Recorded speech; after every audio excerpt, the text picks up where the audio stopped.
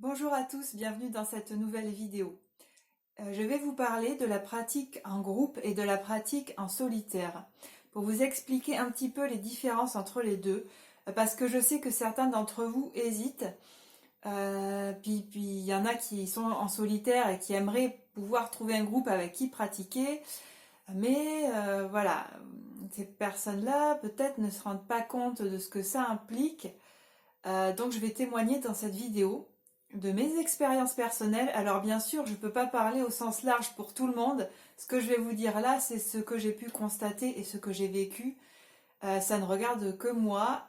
Peut-être que ça va vous parler, peut-être que ça va vous donner des pistes de réflexion, peut-être que ça va répondre à certaines de vos questions. Par contre, je précise que je n'ai jamais été membre d'un coven et je ne peux pas non plus dire que j'ai été membre d'un cercle. Donc voilà, je ne vais pas vous parler de ça parce que je serais très mal placée pour le faire puisque je ne l'ai pas été. Dans mes vidéos, j'essaie quand même de vous parler uniquement des choses que je connais entre guillemets, hein. Je ne vais pas vous parler de sujets que je ne connais pas. Mais la pratique en groupe, effectivement, je connais. La pratique en groupe, en fait, on peut pratiquer différentes choses en groupe. Ça peut être des pratiques énergétiques simples, de l'entretien énergétique, de l'équilibre énergétique, des échanges énergétiques, des rituels, des célébrations, des méditations et plein d'autres choses. C'est vrai qu'on a tendance à idéaliser un petit peu la pratique en groupe quand on est tout seul parce que c'est facile, hein, de vouloir des choses qu'on n'a pas en fait. Mais il faut savoir que la pratique en groupe quand même, il y a certaines choses qui ne pourront pas plaire à tout le monde, je pense. Tout d'abord, quand on décide de pratiquer en groupe, et là je parle pas de la pratique à distance pour le moment, je parle de la pratique en groupe, ensemble, en présentiel. Euh, Déjà, ça peut poser problème au niveau du planning. Parce que quand on est en groupe, forcément, et qu'on décide de se retrouver pour faire une pratique énergétique, ésotérique en fait, quand on décide de faire une pratique ésotérique en groupe, il faut que l'heure et le jour, enfin la date quoi, ça soit ok pour tout le monde. Et forcément, plus il y a de personnes, plus il y a des chances pour que la date pose problème à une personne. Ce qui est normal parce qu'on a tous une vie, que ce soit une vie sociale ou une vie professionnelle. On peut pas forcément tous s'arranger pour être là en même temps. Enfin voilà, et j'ai même pas parlé de celles et ceux qui ont une vie familiale à gérer, mais forcément quand on a des enfants aussi, c'est compliqué quoi. Donc déjà première chose qui peut être un peu contraignante, c'est au niveau de se donner des dates. Et une fois qu'on a validé une date, il vaut mieux pour tout le groupe que on s'y tienne en fait. Parce que si au dernier moment on dit ah ben non désolé je peux pas venir, voilà je peux pas venir, ça pourrait être problématique. Donc il faut s'assurer que vraiment la date on puisse s'y tenir. Autre chose aussi, il faut trouver un lieu quand on est en groupe. Alors certes, quand il fait beau et chaud, on peut tous se retrouver dehors et c'est assez facile hein, de trouver un coin où on peut pratiquer. Mais quand c'est l'hiver ou quand il pleut, on ne peut pas forcément pratiquer dehors. Donc il faut qu'on fasse ça dans un endroit qui soit quand même suffisamment spacieux pour pouvoir accueillir tout le groupe et qui soit, disons, porteur d'une bonne énergie aussi. Parce que forcément, on va faire un travail énergétique, autant que notre travail soit posé sur des bases énergétiques d'un lieu plutôt bien, plutôt positif. Certains vont parler de taux vibratoire, se trouver dans un lieu avec un bon taux vibratoire. Euh, donc ça peut être aussi chez quelqu'un. Nous, je sais que il y a une partie des travaux énergétiques qu'on faisait dans un... Alors c'était un bâtiment qui se trouvait juste à côté d'une chapelle perdue dans la forêt. Alors c'était magnifique. Il y avait vraiment des énergies très agréables, des énergies terrestres très fortes aussi. Et quand on ne pouvait pas se retrouver là, on allait chez l'une de nous, en fait, parce qu'il y en a une qui avait quand même une maison avec un grand salon, un salon vraiment spacieux, et on pouvait toutes se retrouver à cet endroit-là. Donc ça, c'était bien, ça dépannait bien, pas de problème. On a aussi fait des pratiques à côté d'une petite église, et en fait cette église, en fait juste à côté il y a une source qui est connue dans ma région pour avoir certaines vertus, et il y a une grande forêt. Et il y avait aussi donc un grand terrain et on se mettait là. Voilà, on avait le droit d'y aller. Bien sûr, on avait demandé la permission avant aux personnes qui s'occupaient de l'église et du lieu. Euh, les pratiques énergétiques en groupe au niveau de l'énergie justement, c'est très très puissant. C'est vraiment porteur et pour moi il n'y a rien de comparable. C'est pas du tout comparable par rapport à une pratique en solitaire. L'énergie de groupe, elle est énorme, mais vraiment énorme quoi. C'est même pas multiplié par deux, mais je sais pas par combien c'est multiplié, mais c'est très impressionnant au niveau énergétique. Par contre, et ça c'est vraiment un point qui peut être négatif si c'est mal géré en fait, c'est que si jamais l'une des personnes du groupe n'est pas tout à fait sur la même longueur d'onde que les autres, ou si elle n'est pas dans l'état d'esprit du travail, en fait, on va vraiment sentir. On va vraiment sentir qu'il y a un décalage, quoi. Et ça, en fait, ça pourrait tout faire foirer. C'est... euh, Disons que quand on pratique en groupe, il faut être sûr qu'on soit tous d'accord sur ce qu'on va faire, comment on va le faire, et qu'on se respecte les uns les autres aussi. Ça, c'est très important. Parce que j'ai pratiqué avec d'autres personnes, et des personnes qui parfois n'avaient pas du tout les mêmes croyances que moi, qui n'avaient pas forcément la même religion que moi, bon, certaines étaient athées d'ailleurs. Euh, mais ça, c'est pas grave en fait, parce qu'on se respectait les uns les autres. Donc c'est ok. On sait que voilà, on n'a pas tous les mêmes croyances, on n'a pas tous la même spiritualité. Euh, c'est pas grave tant que pendant le travail, on était tous branchés sur la même longueur d'onde. Par contre, s'il y en avait un ou une, ou enfin voilà, peu importe, qui n'était pas tout à fait sur la même longueur d'onde, on le sentait. Et pour cette personne-là, c'était très compliqué parce que comme on est en groupe et qu'on fait un travail en groupe, tout est amplifié.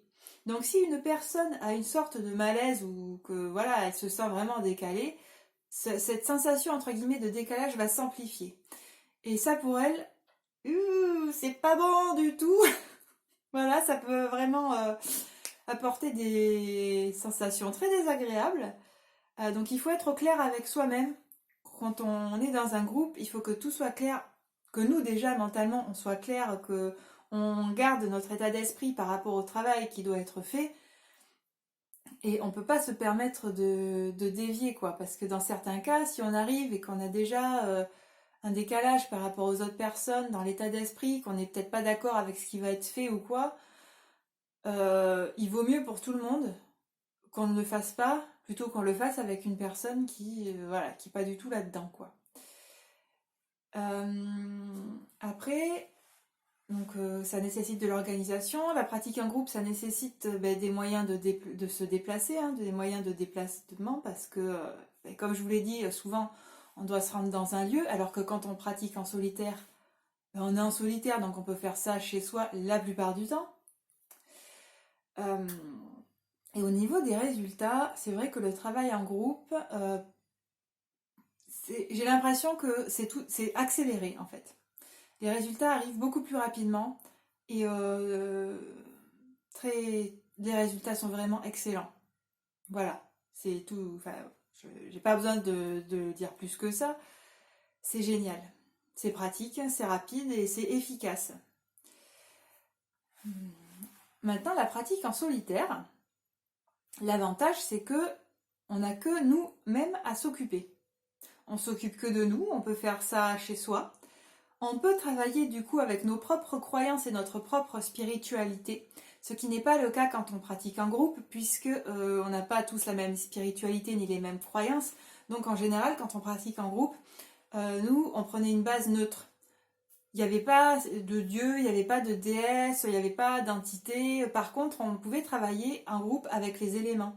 Parce qu'on était tous d'accord pour dire que, ok, Il y a des éléments différents qui nous composent au niveau de l'énergie. Au niveau de la Terre, il y a différents éléments, donc on pouvait tous travailler avec les éléments. On était d'accord, il n'y avait pas de problème. En solitaire, ben on s'en fiche en fait. Si on a envie de travailler avec notre divinité tutélaire, on peut le faire.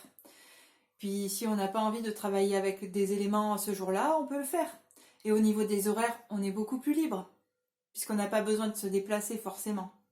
On n'a pas besoin non plus de s'arranger avec d'autres personnes. Donc bon, ça c'est un avantage. Par contre, au niveau des outils, lorsqu'il y a des outils et qu'on est tout seul, tout est à notre charge. Quand on est en groupe, on peut s'arranger. Il y a des personnes qui vont apporter des bougies, il y en a d'autres qui vont apporter des livres à étudier, il y en a d'autres qui vont apporter à manger, enfin voilà, on partage quoi. Quand on est tout seul, tout est à notre charge. Donc au niveau des finances, c'est pas tout à fait la même chose. Voilà, c'est ça aussi à prendre en compte. Ensuite, au niveau énergétique, la pratique en solitaire, pour moi, elle est... alors elle peut être très intense, bien sûr, l'énergie peut être très forte aussi, mais ça n'a pas le niveau d'une pratique en groupe, clairement. Même dans la prière, c'est totalement différent. Parce que pour ce qui est des pratiques en groupe, en fait, j'ai testé plusieurs choses. J'ai testé l'envoi énergétique en présentiel, c'est-à-dire on est plusieurs à canaliser de l'énergie sur une personne, puis après on tourne, on échange, etc. L'envoi énergétique à distance, donc plusieurs personnes à envoyer de l'énergie à une autre personne, mais cette personne n'est pas présente avec nous dans la pièce, elle est ailleurs en fait, voilà, elle est chez elle, donc ailleurs. La prière en groupe, la méditation en groupe. Alors il y a la méditation intérieure, la méditation en mouvement et la focalisation aussi sur certaines de nos énergies à l'intérieur de nous. Et j'ai aussi testé les célébrations, certains sabbats en groupe aussi, pour les choses que j'ai testées. Donc des petits rituels en groupe aussi, voilà. Et clairement, en solitaire, ça n'a rien à voir. Alors, j'ai eu et j'ai encore de très belles expériences énergétiques en solitaire. Bien sûr, il n'y a pas de problème. Mais ça n'a rien à voir. D'un côté, ça a quelque chose de beau parce qu'on est avec nous-mêmes et les énergies qui nous entourent. Mais d'un autre côté, il n'y a pas, y a pas la présence en fait des autres, ni forcément le partage. Parce que quand on est en solitaire, ce qui se passe quand on fait un travail énergétique, magique, peu importe en fait, quand on fait un travail ésotérique, on le garde pour nous.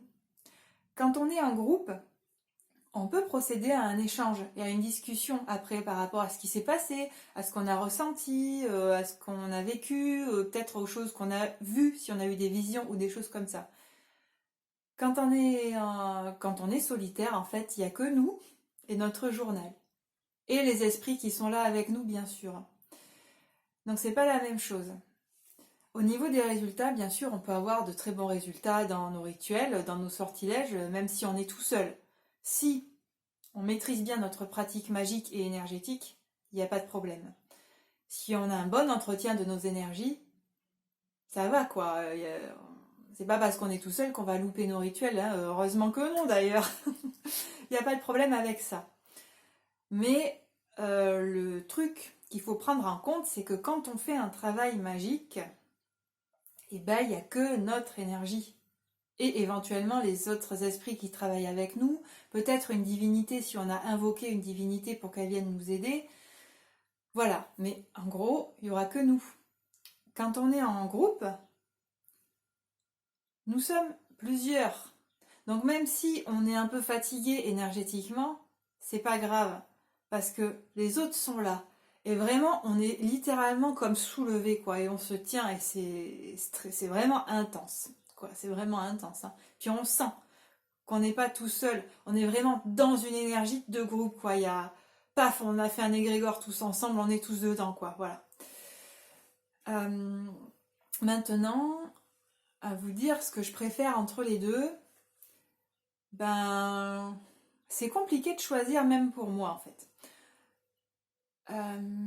J'apprécie beaucoup ma pratique solitaire. Et puis ma pratique solitaire, c'est moi. donc c'est intime. Je fais comme je veux, comme je le sens. Je travaille avec certaines divinités parfois, ou en tout cas, dans les célébrations, je célèbre, j'honore des divinités quand je fais une célébration. Quand je fais des rituels, par contre, non, c'est très rare que j'appelle des divinités. Mais voilà, je suis dans ma propre intimité, je suis avec moi-même, en fait. Et c'est un cocon. Voilà, c'est un cocon.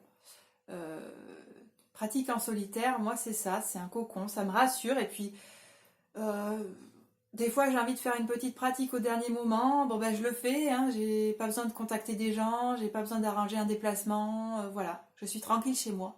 Je fais comme je le sens, comme je veux, à mon rythme. Alors que les pratiques en groupe, euh, c'est quelque chose qui me plaît, en tout cas, c'est au niveau de cette connexion énergétique, parce qu'on sent vraiment qu'on est tous ensemble sur la même longueur d'onde. On est tous ensemble dans le travail, mais on peut aussi se soutenir les uns les autres. Et ça, c'est quelque chose d'important, et c'est ce qui peut manquer dans la pratique en solitaire. C'est qu'en solitaire, eh bien, souvent, on est vraiment seul. Et quand ça va pas, on est seul aussi. Alors que quand on est dans un groupe avec un groupe de personnes, on peut échanger, on peut discuter, et quand on se retrouve un petit peu en bas, et ben les autres membres peuvent nous aider à nous remonter en fait. Voilà, ils peuvent nous tendre la main et avec leur énergie nous faire remonter. On peut discuter, s'interroger, échanger, etc. Et ça c'est génial. Maintenant, c'est pas parce qu'on est solitaire qu'on va jamais rencontrer d'autres pratiquants. Moi, au cours de ma vie, du coup, j'ai rencontré d'autres pratiquants qui pratiquent eux aussi en solitaire de leur côté. Et pourtant, de temps en temps, ben, on échange, on discute, voilà, on demande, t'as fait une célébration, t'as fait quoi, comment tu l'as senti, comment tu sens les énergies en ce moment autour de nous, voilà, on peut quand même discuter. Mais c'est vrai que c'est très différent en fait, c'est très différent. Je sais que il y a un truc moi qui m'avait un petit peu dérangé pour la pratique en groupe, c'est qu'une personne que j'apprécie beaucoup, hein, m'avait demandé à un moment si on pouvait pas faire une célébration ensemble pour la nouvelle lune. Et en fait, dans l'idée, ça m'a beaucoup plu. Je me suis dit, bah chouette, moi je vais faire, enfin si je fais des célébrations avec une personne en plus que j'apprécie, voilà, je suis contente. Puis après j'ai réfléchi, il y a quelque chose qui m'a posé problème finalement, c'est que moi mes célébrations de la nouvelle lune, comme vous le savez probablement si vous regardez mes autres vidéos, pendant la nouvelle lune, j'honore la déesse Hécatée. Et cette autre personne, en fait, elle n'est pas du tout, mais pas du tout dans ces énergies-là. Et elle d'ailleurs, elle est plutôt dans le druidisme, en fait. Et c'est pas l'énergie de Hécate, c'est pas la même chose que des énergies de ce côté-là, quoi. Et ben, elle ne connaît pas la déesse Hécatée, en fait. Et pour moi, les célébrations de nouvelle lune, c'est vraiment honorer la déesse Hécatée. Du coup, j'ai pas fait de célébration de la nouvelle lune avec cette personne parce que, en fait, j'ai senti qu'au niveau énergétique, ça n'aurait pas collé, quoi. C'est. Non. Voilà, par rapport à ça, en fait. Et ça, c'est vraiment quelque chose d'important. Comme je vous l'ai dit au début de la vidéo, quand on travaille en groupe, même si c'est juste avec une autre personne, donc on est un groupe entre guillemets de deux, c'est très important qu'on soit sur la même longueur d'onde. Parce que l'énergie ne ment jamais. L'énergie est honnête. L'énergie, elle est pure, elle est. Enfin voilà. Et si, même si c'est une célébration, si on n'est pas sur la même longueur d'onde, ça peut poser problème, quoi. Et c'est dommage. Donc du coup, bah voilà, j'ai pas contacté cette personne pour la célébration de la nouvelle lune. Par contre, on a fait une autre célébration ensemble et c'était une célébration pour le sabbat de Lita, si ma mémoire est bonne. Et voilà, là c'était chouette parce que enfin, pour moi c'était pas hécaté, on a juste profité de ce solstice d'été en fait. Voilà, on a célébré le solstice d'été, le soleil, la chaleur, enfin bon, c'est... Donc voilà, j'espère que cette vidéo vous aura un petit peu éclairé. Alors bien sûr, méfiez-vous si des personnes vous obligent à faire des choses, si vous êtes un groupe ou vous font signer une espèce de contrat ou je sais pas quoi. Soyez toujours prudents. Alors il faut savoir que moi, les personnes avec qui j'ai pratiqué en groupe, c'était que des personnes que je connaissais et avec lesquelles j'avais confiance. En fait, j'avais confiance en elles. Je les connaissais, mais je les connaissais en vrai, quoi. Dans ma vie, hein, pas virtuellement. Après, il y en a quelques-unes qui ont demandé si elles pouvaient ramener leur ami et tout ça. Bon, on a discuté un peu, ok, ok, pas de problème, moi je suis partante de toute façon. Mais voilà, c'était des personnes que je connaissais et envers qui j'avais confiance. Si vous avez envie de pratiquer, mais qu'il y a des personnes, vous sentez pas trop, vous n'avez pas trop confiance, ne le faites pas. D'accord? Respectez-vous, écoutez-vous. Voilà. Euh, et puis bien sûr, si jamais vous repérez quelque chose qui vous semble être une secte, euh, enfin, si vous pouvez, je sais pas si on peut encore prévenir la Mivilude, mais il me semble que oui. Voilà, c'est, enfin, éloignez-vous. Si ça vous semble un peu trop sectaire, éloignez-vous-en. On sait jamais. C'est vrai que bon, voilà, moi j'ai testé d'être dans une secte, j'ai vu ce que ça faisait, quoi. Donc à choisir, évitez, hein, évitez. Non mais si vous le sentez pas, ne le faites pas. Il vaut mieux vous préserver et vous protéger. Soyez toujours vigilants. Voilà. Je pense avoir fait le tour. Sur ce, si vous avez des questions ou peut-être des expériences à raconter, n'hésitez pas à le faire en commentaire ou à m'envoyer un message privé par mon adresse mail qui est dans la barre de description. Je vous souhaite une excellente journée, je vous dis à la prochaine. Prenez soin de vous. Bye bye.